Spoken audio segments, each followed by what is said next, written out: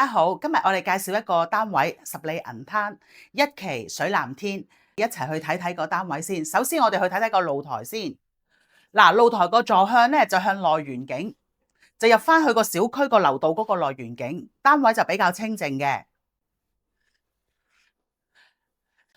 呢度咧就一應俱全噶啦。呢度咧行去沙灘咧就大概可能8分鐘啦。行去市場就大概3分鐘，好多老人家都中意住呢一度嘅，因為主要嚟講就近街市，唔係一定要去揸嗰個3輪車啊、自行車咁樣。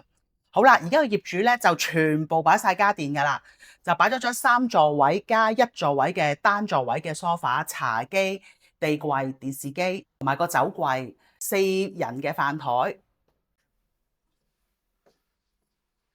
細細地嘅櫃。好啦，我哋而家入去睇下個廁所先。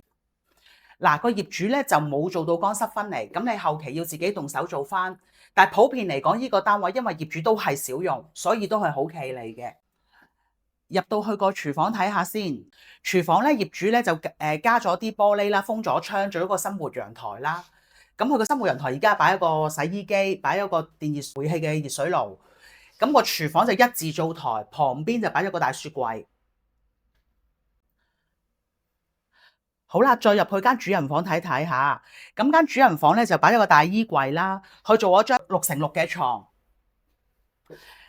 咁就3邊落床，一立大窗，咁個窗咧就望翻內園同望到啲咁多海景。好啦，跟住我哋去睇埋另外一間細房。細房咧而家業主就擺咗張單人床，其實呢個房咧可以擺張4、6尺嘅雙人床都得嘅。而家呢個單位咧就業主誠意出售，就賣20萬鬆少少嘅啫。